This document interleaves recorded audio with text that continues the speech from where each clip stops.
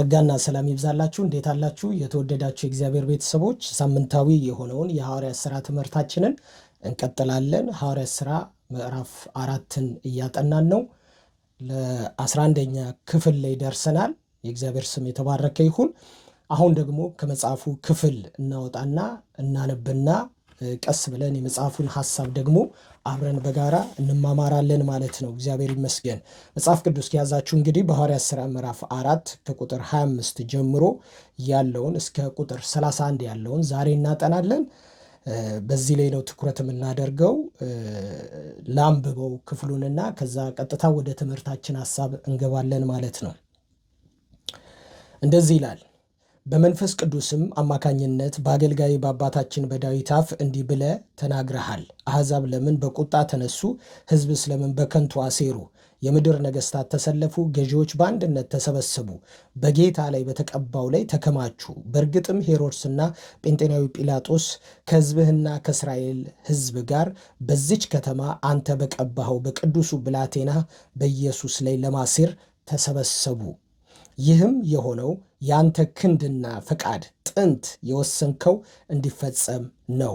አሁንም ጌታ ሆይ ዛቻቸውን ተመልከት፣ ባሪያዎችህም ቃልህን በፍጹም ድፍረት መናገር እንዲችሉ አድርጋቸው። ለመፈወስ እጅህን ዘርጋ፣ በቅዱሱ ብላቴናህም በኢየሱስ ስም ድንቅና ተአምራት አድርግ። ከጸለዩም በኋላ የነበሩበት ስፍራ ተናወጠ፣ ሁሉም በመንፈስ ቅዱስ ተሞሉ፣ የእግዚአብሔርም ቃል በድፍረት ተናገሩ ይላል። እንግዲህ ከቁጥር 25 እስከ 31 ያለውን ክፍል ነው ያነበብኩላችሁ ማለት ነው። እግዚአብሔር አምላክ የተባረከ ይሁን።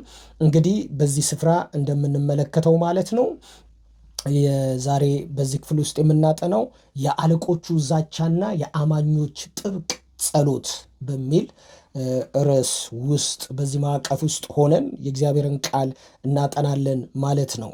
ቤተ ክርስቲያኒቱ ከተጀመረች እንግዲህ በጣም ጥቂት ጊዜያት ነው የሚሆነው። ይህ ክስተት ከተከሰተ ለመጀመሪያ ጊዜ በተፈወሰው ሰው አማካኝነት ነው ይህ ትልቅ የሆነ የስደት እንቅስቃሴው ጅማሬው በዚህ ስፍራ ላይ የተከናወነው ማለት ነው። እንደምታውቁት ጴጥሮስና ዮሐንስ ወደ ቤተ መቅደስ በሄዱበት ጊዜ ያን ሽባ ሰውዬ ተነሳና ተመላለስ ብለው እጁን ስበው ባነሱት ጊዜ ከዛ ጊዜ ጀምሮ በጴጥሮስ፣ በዮሐንስ፣ በሐዋርያት፣ በቅዱሳን እንዲሁም ደግሞ በደቀ መዛሙርቶች ላይ በኢየሱስ ተከታዮች ላይ ሰይጣን ትኩረቱን አድርጓል ማለት ነው እና በዚህ ስፍራ ይህ ፈውስ ከተካሄደ በኋላ ምዕራፍ 4 የሚያትትልን የሚነግረን ከዛ የተነሳ በትምህርታቸው ኢየሩሳሌምን እንደሞሉና የሚያስተምሩትን ትምህርት ደግሞ በኢየሱስ ክርስቶስ ስም ዳግመኛ እንዳያስተምሩ ዝተው አስገዝተው ሊያስሯቸው ፈልገው ነበር። ሐዋርያት ግን ምንም በጌታ በኢየሱስ ክርስቶስ ስም አለመናገር ስለማይችሉ ብቻ ከዚህ የተነሳ ወስደው በእስር ቤት ከተቷቸው። ከዛ አንድ ቀን አሳድረው ዳግመኛ ዝተው በዚህ ስም ሁለተኛ እንዳታስተምሩ ብለዋቸው ለቀቋቸው ማለት ነው። የዛን ጊዜ ነው እንግዲህ ከተለቀቁ በኋላ ሐዋርያት ወደ ማህበሩ መጡ። እንግዲህ ወደ ማህበሩ 120 ወደሚሆኑት አንዳንድ ሰዎችም እንግዲህ በዛ ጊዜ ድነው ስለነበረ ከዛም ቁጥር ወደሚበልጠው ወደዛ ማህበር መጥተው ያለውን ነገር በሙሉ ነገሯቸው።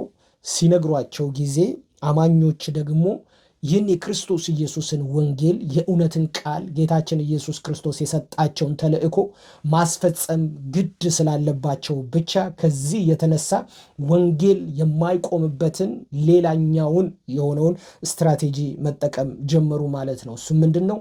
ጸሎት የሚባለውን ስትራቴጂ መጠቀም ጀመሩ ማለት ነው። ስለዚህ አለቆቹ ዝተዋል፣ ካህናቶቹ ዝተዋል። አማኞቹ ደግሞ አብዝተው ለመጸለይ ደግሞ ራሳቸውን አዘጋጅተዋል ማለት ነው። በዚህ ክፍል ውስጥ የምንመለከተው የአለቆቹ ዛቻና የአማኞቹን ጥብቅ ጸሎት ነው የምንመለከተው ማለት ነው። ይህን ክፍል ስናጠናው ወይንም ደግሞ ይህን ክፍል ሳጠናው በዋናነት ለምንድን ነው በሐዋርያት ላይ እስርና ስደት የተነሳባቸው ብለን ልንጠይቅ ያስፈልጋል ማለት ነው። እና ክፍሉም ይነግረናል። ግን መጠየቅም ስላለብን የግዴታ ክፍሉ እንድንጠይቅ ያደርገናል ማለት ነው። ለምንድን ነው ሰዎች እየተፈወሱ መልካም ነገር እየሆነ የብዙ ሰው ህመም እየለቀቀ ሰዎች ከዓለማዊነት ወደ እውነተኛው መንገድ እየመጡ ከሌብነት ወደ ንጽህና ወደ መስጠት እየመጡ ይሄ የእግዚአብሔር መንግስት የሚሰራው ይህንን ተግባር ነውና እንደውም በነገስታት መደገፍ እንደውም በአለቆች መደገፍ በካህናት መደገፍ የነበረበት ነገር ነበረ ይሄ ሐሳብ ማለት ነው። ነገር ግን ለምንድን ነው እንደዚህ ስደት የገጠመው? ለምንድን ነው ይሄ የዚህ የመንግስቱ አገልጋዮች ለምንድን ነው እስርና እንዲሁም ደግሞ ዛቻ የገጠማቸው ብለን ስንመለከት ከዚህ ክፍል ውስጥ የምናወጣው የተወሰኑ ፖይንቶች አሉና ዛሬም ደግሞ ላለን አማኞች በርትተን እንድንሄድ ጠንክረን የሐዋርያትን ፈለግና የደቀ መዛሙርቱን ፈለግ እንዲሁም የጌታችንን የኢየሱስ ክርስቶስን ተልእኮና የሰጠንን አደራ ከግብ ለማድረስ የሚያስችለንን የተወሰነ ነገር መመልከት ይኖርብናል ማለት ነው። ክፍሉ እንግዲህ እንደሚናገረው ለምንድን ነው እስርና ስደት ወይንም ደግሞ መከራ በሐዋርያት ላይ የደረሰው የሚለውን ሐሳብ ስንመለከተው በዋናነት እዚህ ጋር የምናገኘው ለመጀመሪያ በአንደኛ ደረጃ የምናገኘው በእነርሱ እጅ የታወቀ ድንቅና ምልክት ስለተደረገ ነው። በእነሱ እጅ የታወቀ ድንቅና ምልክት ስለተደረገ ነው ይሄ መከራ ይሄ ስደት የገጠማቸው ማለት ነው። ሐዋርያት ሥራ እዚሁ ክፍል ውስጥ ምዕራፍ 4 ቁጥር 16 ላይ ስንመለከት እንደዚህ የሚል ቃል እናገኛለን ማለት ነው። በአዲሱ መደበኛ ትርጉም ስለማነብ በደንብ ተከታተሉኝ። እንደዚህ ይላል፣ እንዲህም ተባባሉ ይላል። አለቆቹ ካህናቶቹ እንዲሁ ተሰብስበው በሐዋርያት ላይ ስደትን የሚያመጡት ሰዎች እንዲህ ተባባሉ ይላል። እንግዲህ እነዚህን ሰዎች ምን እናድርጋቸው? በኢየሩሳሌም የሚኖሩ ሁሉ በእነርሱ እጅ የተደረገውን ድንቅና ተአምራት አውቀዋል ይላል። አውቀዋል። ስለዚህ ይህንን ማስተባበል አንችልም አሉ። ስለዚህ ለምንድን ነው መከራውን የጨመሩባቸው? ለምንድን ነው ስደትን ያስነሱባቸው የቀሰቀሱባቸው ወደ እስር የጨመሯቸውና ዝተው ከእንግዲህ በኋላ በዚህ ስም እንዳታስተምሩ ያሏቸው ለምንድን ነው ካለን ቁጥር 16 የሚነግረን ነገር ምንድን ነው? በሕዝቡ ዘንድ የታወቀ በእጃቸው ድንቅና ተአምራት ተደርጓል ብለው ወስነዋል ማለት ነው። ወዳጆቼ ሁል ጊዜ የሃይማኖት ሰዎች ክርስቶስን የሚጠሉ ሰዎች መለኮታዊ የእግዚአብሔርን እጅ አይፈልጉም፣ አይናፍቁም። ፈጽሞ ከመለኮታዊ ከእግዚአብሔር እጅ ጋር መተባበር አይፈልጉም። ለምንድን ነው? ይሄ በሰው የማይደረግ ነው። በሰው የማይከናወን ነገር ነው። በሐዋርያት እጅ የተደረገው ነገር በሰው አይከናወንም። ምክንያቱም ሰውየው በጣም የታወቀ ነው። ሽባ ነው። ከመወለዱ ጀምሮ ሽባ ነው። ሰዎች እያመጡ የሚያስቀምጡት ሰው ነው። ሊለምን ነው የሚቀመጠው በሰለሞን ደጅ መመላለሻ ላይ። ሐዋርያቶች ግን በጌታ በኢየሱስ ክርስቶስ ስም አማካኝነት ይህንን ሰውዬ ፈውሰው ተነስና ተመላለስ ብለው ሰው ሁሉ በሚያውቀው መንገድ ይህ ሰውዬ ተፈወሰ። ስለዚህ አሁን ዝም ብሎ ሃይማኖት ብቻ አይደለም የሚሰራው ወዳጆቼ። የኢየሱስ ሕይወት ሰዎችን የመድረስ አቅም አለው። ሰዎችን የመንካት አቅም አለው። ሰዎችን የመለወጥ አቅም አለው። ሰዎችን የመፈወስ አቅም አለው። የኢየሱስ ሕይወት ለእኛ ከባድ የሚባለውን ነገር በሙሉ ከላያችን ላይ ሊያራግፍልን ይችላል ማለት ነው። የምናመልከው ጌታ ዝም ብሎ በወሬ ብቻ የሰማነው ጌታ ሳይሆን ሕይወታችንንም የነካን ጌታም ጭምር ስለሆነ ማለት ነው። ስለዚህ በሐዋርያት እጅ የተደረገው ነገር ለሰው ሁሉ ግልጥ ነው። ምክንያቱም ታላቅ ነገር ነው የተደረገው። ሽባን የተነሳው ሰው ሁሉ የማይችለውን ነገር ነው የጌታ ኢየሱስ ክርስቶስ ስም የሰራው ማለት ነው። ከዚህ የተነሳ ነው እንግዲህ ስደትን የቀሰቀሱባቸው። ከዚህ የተነሳ ነው መከራን ያስነሱባቸው ማለት ነው። እግዚአብሔር አምላክ የተባረከ ይሁን። ይሄ በጣም ደስ የሚል ነገር ነው ማለት ነው። ጌታ ይባረክ። በሁለተኛ ደረጃ ምንድን ነው ወደ እንደዚህ አይነት ነገር ውስጥ ሊያስገባቸው ወይንም ደግሞ ወደ ስደት ውስጥ ሊያስገባቸው የቻለው ብለን ይህንን ክፍል በምናጠናበት ጊዜ የሐዋርያት ስብከት ነው። የሐዋርያት ስብከት እሱ ነው እንግዲህ ወደ እንደዚህ አይነት መከራ ውስጥ ሊያስገባቸው የቻለው። አንዳንድ ጊዜ መልእክታችን የሰዎችን የዘመናት የሃይማኖት መዋቅር ያፈራርሳል። እውነት ሲመጣ ወይንም ደግሞ የጽድቅ ቃል የጌታ የኢየሱስ ቃል ሲመጣ ለዘመናት የተገነባውን የሰውን አመለካከት፣ ለዘመናት የተገባውን የሃይማኖት መዋቅር፣ ለዘመናት የተገነባውን የፖለቲካ መዋቅር ሁሉ ጌታ፣ የፍልስፍና መዋቅር ሁሉ ጌታ ያፈራርሰዋል ማለት ነው። ስለዚህ እነ ጴጥሮስ በቀላሉ ኢዝሊ የሚሰብኩት ነገር ለዘመናት የተከማቸውን የሃይማኖት መዋቅርና መረቡን ይበጣጥሱ ነበር ማለት ነው።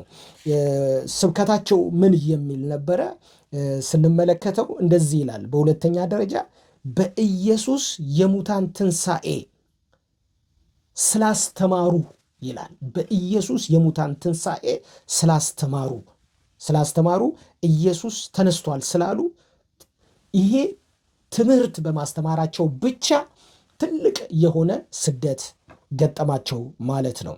ይህንን እንግዲህ የምንመለከተው ምዕራፍ 4 ቁጥር 2 ላይ እና 18 ላይ እንመለከታለን ማለት ነው። ምዕራፍ 4 ቁጥር 2 ላይ እንደዚህ ይላል።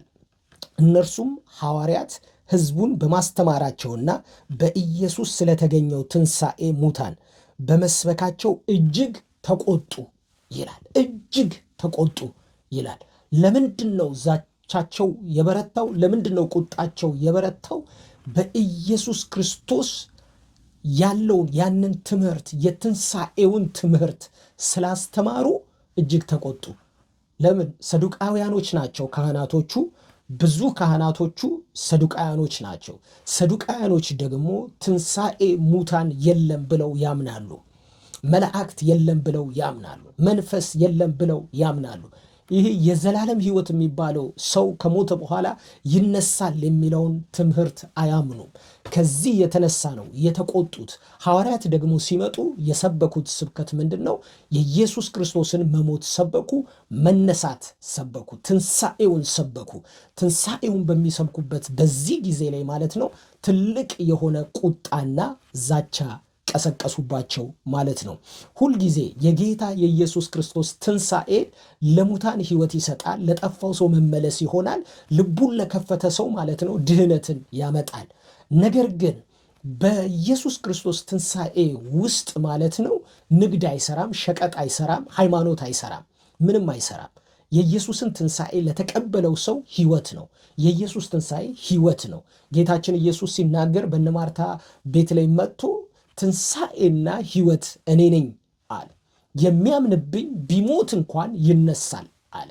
ስለዚህ ሐዋርያት እዚህ ስፍራ ላይ ያስተማሩት ጌታችን ኢየሱስ ክርስቶስ በዮሐንስ ወንጌል ምዕራፍ 11 ላይ በነ ማርታ ቤት ያስተማረውን ትምህርት የትንሣኤውን መንፈስ ተከትለው እንዲሁም ደግሞ በዓይኖቻቸው ከሞት ሲነሳ ያዩትን ጌታ ነው እንግዲህ ለሰው ሁሉ ያስተዋወቁት። ኢየሱስ ክርስቶስ ተነስቷል ብለው የተናገሩት ማለት ነው። ስለዚህ ሐዋርያት ይህንን በሚሰብኩበት ጊዜ አለቆቹ እንዲሁም ደግሞ ካህናቶቹ ይህንን መታገስ አልቻሉም ማለት ነው። ምክንያቱም የኢየሱስ ክርስቶስ ሕይወት የዘላለም ሕይወት ስለሆነ ለእኛ የሰጠን ሕይወት ማለት ነው። ነገር ግን በጊዜው ላይ ያለው ሃይማኖት፣ በጊዜው ላይ ያለው የነ ጲላጦስ የነ ሄሮድስ አገዛዝ ፈራሽና ወዳቂ አላፊ ስለሆነ እነ ጴጥሮስ የሰበኩት ዘላለማዊ የሆነውን የትንሣኤውን መንፈስ ነው። ከዚህ የተነሳ ነው እንግዲህ መከራው የገጠማቸው፣ ከዚህ የተነሳ ነው እስሩ የመጣባቸው፣ ከዚህ የተነሳ ነው ዛቻው የበረታባቸው ማለት ነው። እግዚአብሔር አምላክ የተባረከ ይሁን። ደግሞ እነ ጴጥሮስ ትምህርታቸውን ሲያስተምሩ እያመቻመቹ አልነበረም የሚያስተምሩት የነበረው። አመቻምቸው አይደለም፣ ለሰው ልብ እንዲመች አድርገው አይደለም ሲሰብኩ የነበረው፣ ወይም ደግሞ ሰዎች እንዲመቻቸው አድርገው አይደለም ሲሰብኩ የነበረው። ቃሉን ተከትለው ጌታችን ኢየሱስ ያዘዛቸውን ትእዛዝ እሱን በመከተል ነበረ ሲያስተምሩ የነበረው። ነገሩ የነ ጴጥሮስ አስተምሮ ራሱ ቁጣን ይቀሰቅሳል። ለምንድን ነው ቁጣን የሚቀሰቅሰው? በቃ ጴጥሮስ በመንፈስ ቅዱስ ተሞልቶ ጲላጦስ ሊፈታው ፈልጎ ሳለ እናንተ ግን ይህንን ቅዱስ የሆነውን ሰው ሰቀላችሁት ይላል። ስለዚህ የኢየሱስ ክርስቶስ ሰቃዮች እናንተ ናችሁ ብሎ ዳይሬክት ስለሚናገር ነው። ግን ሰቀላችሁት ብቻ አይደለም የሚለው፣ ተመለሱ፣ በዚሁ በሰቀላችሁት ጌታ እመኑ ነው የሚላቸው። ስለዚህ ከዚህ የተነሳ ነው ቁጣው የተቀሰቀሰው ማለት ነው። በሶስተኛ ደረጃ ደግሞ የምንመለከተው ለምንድን ነው ቁጣው የተቀሰቀሰው ብለን ስንመለከት በዚህ ስፍራ የምናገኘው አሁንም የሐዋርያት ትምህርት ደርዙን የጠበቀ ስለሆነ ነው። ያስተማሩት ትንሣኤውን ነው። በሶስተኛ ደረጃ ደግሞ የሚያስተምሩትም ደግሞ አብ፣ ወልድ፣ መንፈስ ቅዱስ ያለበትን የሥላሴንም ትምህርት ጭምር ስለሚያስተምሩ ነው ይሄ ነገር የሆነው። እዚሁ ምዕራፍ 4 ቁጥር 25 ላይ እንደዚህ የሚል ቃል አለ። በመንፈስ ቅዱስ አማካኝነት በአገልጋይ በአባታችን በዳዊት አፍ እንዲህ ብለህ ተናግረሃል ይላሉ። እንዲህ ብለህ ተናግረሃል ይላሉ። በመንፈስ ቅዱስ አማካኝነት በአባታችን በዳዊት አፍ እንዲህ ብለህ ተናግረሃል ይላሉ። አሕዛብ ለምን በቁጣ ተነሱ? ሕዝቡስ ለምን በከንቱ አሴሩ? የምድር ነገሥታት ተሰበሰቡ፣ ገዢዎችን በአንድነት ተሰበሰቡ፣ በጌታ ላይ በተቀባው ላይ ተከማቹ ይላል። መንፈስ ቅዱስ አለ እዚህ ትምህርት ውስጥ፣ አብ አለ እዚህ ትምህርት ውስጥ፣ ወይንም ደግሞ ብላቴናው ኢየሱስ ደግሞ በዚህ ትምህርት ውስጥ አለ ማለት ነው። በሐዋርያት ትምህርት ውስጥ አብ አለ፣ ወልድ አለ፣ መንፈስ ቅዱስ አለ። በዚህ ክፍል ብቻ አይደለም፣ በጠቅላላ የአዲስ ኪዳን አስተምህሯቸው ላይ ስንመለከት የአብ የወልድ የመንፈስ ቅዱስን ትምህርት አበክረው በደንብ ሲያስተምሩ እንመለከታለን ማለት ነው። ስለዚህ ከዚህ የተነሳ ይሄ ትምህርታቸው ነው ኢየሩሳሌምን ሞላ የተባለው። ይሄ ትምህርታቸው ነው ኢየሩሳሌምን የሞላው።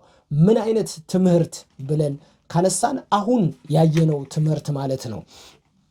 በመጀመሪያ ይሄ ታላቅ ተአምራት በእጃቸው መከወኑ፣ የኢየሱስ ክርስቶስ ስም ይህንን እንዳደረገ፣ የኢየሱስ ክርስቶስ ስም ይህንን እንደሰራ፣ ሰዎችን እንደፈወሰ፣ ሽባውን እንዳስነሳው፣ ይሄ አይነት አካሄዳቸው አገሩን ሞላው። ይሄ አይነት አካሄድ የኢየሱስ አካሄድ ስለሆነ ኢየሱስ በምድር በነበረበት ጊዜ ሲያደርገው የነበረው አካሄድ ስለነበር ሙታንን ያስነሳ ነበር፣ ሽባን ይፈውስ ነበር፣ የሰለለችውን እጅም ቀጥ ያደርግ ነበር፣ ለተራበ ይመግብ ነበርና ይሄ ሰዎችን በሙሉ አስገርሟል፣ አስደምሟል። ይሄ አይነት ተግባር ስለነበራቸው፣ በሁለተኛ የኢየሱስን የሙታን ትንሣኤ ማስተማራቸው ነው ይህን ችግር የቀሰቀሰው። በሶስተኛ ደረጃ ደግሞ የአብ የወልድ የመንፈስ ቅዱስን ትምህርት በማስተማራቸው ነው። እንግዲህ ይሄ ትልቅ የሆነ ችግርና ትልቅ የሆነ መከራ የተቀሰቀሰባቸው ማለት ነው። እግዚአብሔር ይመስገን። ወደ አማኞቹ ጸሎት እንመልከት። ወደ አማኞቹ ጸሎት ደግሞ ስንመለከት የአማኞቹን ጸሎት እናያለን። በዚህ ስፍራ ላይ ጸሎት ምን አይነት ኃይል እንዳለው፣ ጸሎት እንዴት መጸለይ እንዳለበትና ዛሬ ደግሞ ያለውን የጸሎት ሁኔታ በተወሰነ መንገድ እንቃኛለን ማለት ነው። በኤርምያስ ምዕራፍ 33 ቁጥር 3 ላይ ለኤርምያስ እግዚአብሔር የተናገረው ቃል ምንድን ነው? ወደ እኔ ጩህ አለው። ወደ እኔ ጩህ፣ ወደ እኔ ተናገር አይደለም። ወደ እኔ ተናገርም ንግግር ነው፣ እግዚአብሔር ይሰማዋል። ወደ እኔ ጸልይም እግዚአብሔር ይሰማዋል፣ ይጸልዋል። ግን እዚህ ቦታ ላይ የተገለጠው ሐሳብ ወደ እኔ ጩህ እኔም እመልስልሃለሁ፣ አንተም የማታውቀውን ታላቅና ኃይለኛ ነገር አሳያለሁ ይላል። ስለዚህ የጸሎቱ አይነት በጩኸት የሚጸለይ ጸሎት ነው። ድምፅ ከፍ ተደርጎ የሚጸለይ አይነት ጸሎት ነው። እዚህ ስፍራ እንግዲህ ስንመለከት ከቁጥር 22 ጀምሮ ጴጥሮስና ዮሐንስ ከተፈቱ በኋላ ወደ ወገኖች ተመልሰው የካህናት አለቆችና ሽማግሌዎች ያሏቸውን ሁሉ ነገሯቸው። እነርሱም ይህንን በሰሙ ጊዜ ድምፃቸውን በአንድነት ወደ እግዚአብሔር ከፍ አድርገው እንዲህ አሉ ይላል። ድምፃቸውን ከፍ አድርገው በአንድነት ወደ እግዚአብሔር እንዲህ አሉ። ከፍ አድርገው እንዲህ አሉ፣ ልዑል ጌታ ሆይ አንተ ሰማይና ምድርን ባሕርንም በውስጣቸውም የሚኖሩትን ሁሉ ፈጥረሃል። በመንፈስ ቅዱስ አማካኝነት በአገልጋይ በአባታችን በዳዊት አፍ እንዲህ ብለህ ተናግረሃል አሉት። እንግዲህ እኔ የፈለግኩት ሐሳብ ምንድን ነው?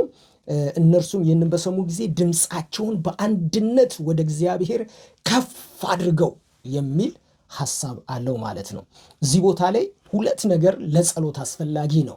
ስንንበረከክ፣ ስንጸልይ፣ በተለይ በጋራ እንደዚህ በአማኞች ማህበር ውስጥ ሆነን ስንጸልይ፣ በቤተ ክርስቲያን ሆነን ስንጸልይ ሁለት ነገር መዘንጋት የለበትም። አንደኛው በአንድ ልብ ሆነው ይጸልዩ ነበር ይላል። በአንድ ልብ፣ አንዱ ዳቦ እየለመነ አንዱ እዚህ ጋር ወንጌል ይሰበክ አይልም። አንዱ እዚህ ጋር የሆነ ሀገር ስጠኝ እያለ አንደኛው እዚህ ጋር ደግሞ እንትናን ቁረጥልኝ አይባልም። እና በማህበር በጋራ ስንሰበሰብ መንፈሱ አንድ ነውና ልንጸልይበትም የሚገባው አንድ መልእክት፣ አንድ ሐሳብ ነው። እሱም አንድ ልብ ሆነን በአንድ ሐሳብ ሆነን ለአንድ ነገር ትኩረታችንን አድርገን እግዚአብሔር ፊት እንጮሃለን፣ እናሰማለን፣ ልመናችንን ወደ እርሱ እናደርጋለን ማለት ነው። ስለዚህ እዚህ ቦታ ላይ የአንድ ልብ ጸሎት በጣም አስፈላጊ ነው። በተለይ የአንድ ልብ የሚለው በተደጋጋሚ በሐዋርያት ሥራ ክፍል ውስጥ የምናገኘው ነገር ስለሆነ ማለት ነው። ይሄ አንዳለ። ሁለተኛ ጸሎት በማላዘን አይደለም የሚጸለየው። ጸሎት ሲጸለይ በማላዘን ጌታ ምናምን እያልን አይደለም የምንጸልየው። ቆፍጠን ያለ ጸሎት፣ ይሄ ፈርቨንት የሆነ ፕሬር የሚያስፈልገው። ያዕቆብ ሲናገር ስለ ጸሎት ሲናገር የጻድቅ ሰው ጸሎት በስራዋ እጅግ ኃይልን ታደርጋለች ይላል። ማለት የተቀጣጠለ ጸሎት፣ በጣም ፈርቨንት የሆነ ጸሎት፣ በጣም የተቀጣጠለ ጸሎት በስራዋ እጅግ ኃይልን ታደርጋለች ይላል። የተቀጣጠለን ጸሎት ድምፃችንን ባለን አቅም ሁሉ ተጠቅመን እግዚአብሔር ፊት የምንጸልየው ጸሎት ነው ማለት ነው። የዛን ጊዜ የእግዚአብሔር ልጅ ተአምር መከናወን ይጀምራል ማለት ነው። ተአምራቱ በሕይወታችን ሊሆን ይችላል ማለት ነው። ስለዚህ ስንጸልይ በአንድ ልብ እንደገናም ደግሞ በተቀጣጠለ ጸሎት ድምፃችንን ከፍ አድርገን መጸለይ ያስፈልገናል ማለት ነው። የሐና ጸሎት እንዳለ ሆኖ ሳለ ነገር ግን የተቀጣጠለው ጸሎት ደግሞ በጣም አስፈላጊ ነው። በጣም አስፈላጊ ነው። ስለዚህ በእንደዚህ አይነት መንገድ መጸለይ ይኖርብናል ማለት ነው። በሁለተኛ ደረጃ ጸሎቱ ይሄ የሚጸለየው ጸሎት ታርጌት ፉል መሆን አለበት። ታርጌት ፉል ቅድም እንዳልነው ማለት ነውና ታርጌት ፉል መሆን አለበት። ስለዚህ ምንድነው ታርጌታቸው እዚህ ቦታ ላይ የነበረው ጸሎታቸው ታርጌቱ ምንድነው ካለን እንደዚህ ይላል። አሕዛብ ለምን ያጉረመርማሉ? ለምን ያጉረመርማሉ? ወገኖችስ ለምን ከንቱ ነገር ይናገራሉ? ወገኖች ለምን ከንቱ ነገር ይናገራሉ? አለቆችና አሕዛብም እንዲሁም ደግሞ የእስራኤልም ሕዝብ ሆነው በአንድ ላይ በመሲሁ ላይ ተነሱበት ይላል። በመሲሁ ላይ ተነሱበት ይላል። ይህንን ክፍል እዚህ ቦታ ላይ የሚጸልዩ አማኞች ሲጸልዩ ከመዝሙረ ዳዊት ምዕራፍ 2 ላይ በማምጣት ያን የትንቢቱን ቃል በማምጣት ነው የሚጸልዩት። ሲጸልዩ ምንድን ያደረጉት? አለቆች አሉ፣ እንዲሁም ደግሞ የእስራኤልም ሕዝብ አለ። ሁለቱ አበሩና በአንድነት አበሩና አንተ በቀባኸው በመሲሁ ላይ ተነሱበት ይላሉ። አንተ በቀባኸው በመሲሁ ላይ ተነሱበት ይላል። ጸሎት ኢፌክቲቭ የሚሆነው ቱ ዘ ፖይንት ሲጸለይ ነው። ፖይንቱ ላይ ሲጸለይ እነሱም የጸለዩት ይህንን ነው። ስለዚህ ምን አሉ? ወደ ዛቻቸው ተመልከት፣ ወደ ዛቻቸው ተመልከት። ስለዚህ የዛቱ ዛቻ መሲሁ እንዳይሰበክ ነው። የዛቱት ዛቻ መሲሁ ለሰው እንዳይደርስ ነው። የዛቱት ዛቻ የመሲሁ ወንጌል ወደ ዓለም ዳርቻ እንዳይሄድ ነው። ስለዚህ ወደ ዛቻቸው ተመልከት የሚልን ጸሎት ታርጌት ፉል የሆነ ጸሎትን ነው የጸለዩት። ስንጸልይ እኛም ዛሬ ታርጌት ፉል የሆነ ጸሎት ማለት አንዱን ቀንጥሰን አንዱን በጥሰን አይሆንም። ጸሎት ቱ ዘ ፖይንት በቃ ልክ አሁን ለምሳሌ ያቤጽም ጸለየ ይላል። አቤቱ መባረክን ባርክ፣ ሀገራችንን አስፋ፣ እጅህም በላያችን ላይ ትሁን፣ አንተን እንዳንበድል ከክፋት ሁሉ ጠብቀን።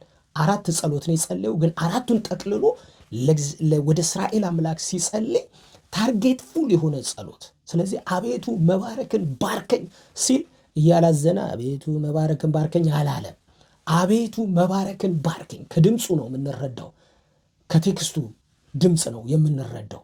ስለዚህ አገራችንንም አስፋ ሲል አገራቸውን እንዲያሰፋላቸው የነበረችዋን ጥቂቷን ያቺ የጫማ ሶል የምታክለውን እስራኤልን እንዴት አድርጎ ሊያሰፋ እንደሚችል በጸሎት ውስጥ ያካትና ያስገባ ነበረ እና ባርከን ሲል ደግሞ እውነተኛ አንተ ባርኮት ያስፈልገናል። አንተ ስትባርከን ነው ሪል የሆነው ብለሲንግ የሚያገኘን፣ ሪል የሆነው በረከት የሚያገኘን። ደግሞ አንተን እንዳንበድልህ ደግሞ ከክፋት ሁሉ ጠብቀን ብሎ ይጸልያል። ማለት ይህ ፈርቨንት የሆነው ጸሎት ታርጌት ፉል ነው፣ ታርጌት ፉል። ስለዚህ እዚህ ጋር ሐዋርያቶች የሚጸልዩ ጸሎት ምንድን ነው?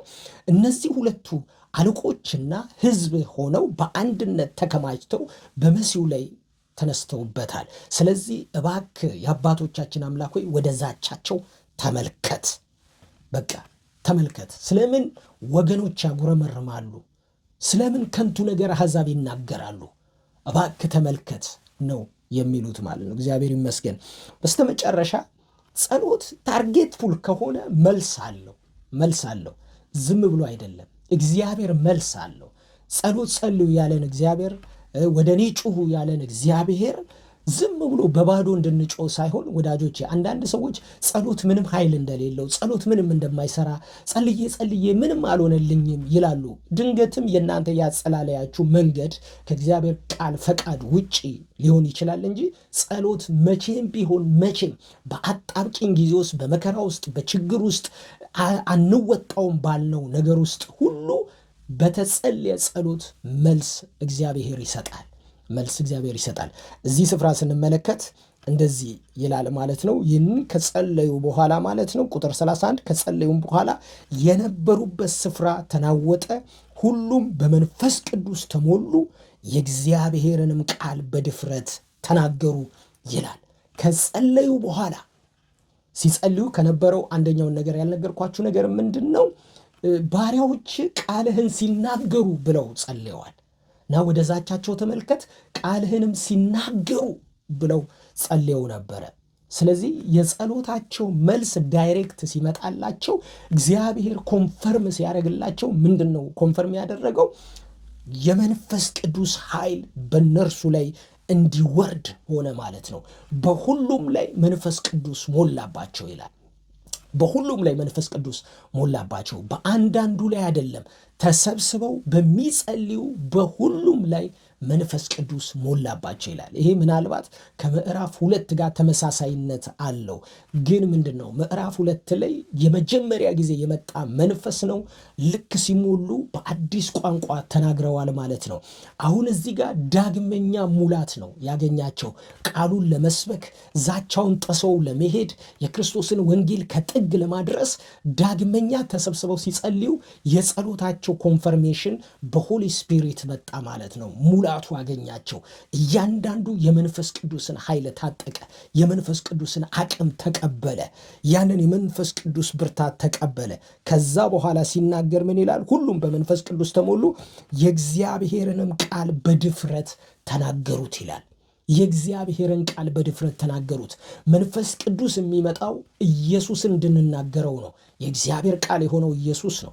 ኢየሱስ እንድናወራው ነው። የመንፈስ ቅዱስ ኃይል በእኛ ላይ የሚመጣው ለሰዎች ድህነት እንዲሆን፣ የመንፈስ ቅዱስ ኃይል በእኛ ላይ የሚመጣው ለሰዎች ወንጌል እንዲደርስ እኛን ያስታጥቀናል ማለት ነው። ስለዚህ እዚህ ስፍራ ላይ የሐዋርያት የሆነው ይሄ ትልቅ የሆነው ጸሎታቸው የመንፈስ ቅዱስን ኃይል በመካከላቸው አመጣላቸው ማለት ነው። ስለዚህ የጸለዩት ጸሎት ወዳጆቼ በታላቅ ድምፅ ጮኸው ጸለዩ። ሁለተኛ በአንድ ልብ ሆነው ጸለዩ ማለት ነው። በታላቅ ድምፅ በአንድ ልብ ጸለዩ። ጸሎታቸው ደግሞ ታርጌት ፉል ነበረ። ወደ ዛቻቸው ተመልከት ብለው ወደ ዛቻቸው ፎከስ አድርገው ጸለዩ ማለት ነው። ይህን ጸለዩ ሲጨርሱ ደግሞ መንፈስ ቅዱስ ምላሽን ይዞላቸው መጣ። በሁሉም ላይ መንፈስ ቅዱስ ሞላባቸው። የተቀመጡበት ቤት ተናወጠ። ታንጅብል የሆነ ነገር ታያቸው። ተጨባጭ የሆነ ነገር ታያቸው። መለኮት ሲንቀሳቀስ ታያቸው። ከዛ በኋላ ወጥተውም ደግሞ የኢየሱስ ክርስቶስን ወንጌል በድፍረት ለሰዎች መናገር ቻሉ ማለት ነው። ስለዚህ ወዳጆቼ ዛሬ እንግዲህ ምዕራፍ 4 ከቁጥር 25 እስከ 31 ያለውን በእንደዚህ አይነት መንገድ ተምረናልና ይህንን ቻናል እንግዲህ ለሰዎች ሼር በማድረግ ሰብስክራይብ እያደረጋችሁ ላይክ በማድረግ አብረን የጌታን ስራ እንድንሰራ በጌታ ፍቅር ጠይቃችኋለሁ። ጸጋና ሰላም ይብዛላችሁ። መጋቢ አሸናፊ ነኝ። ተባረኩ።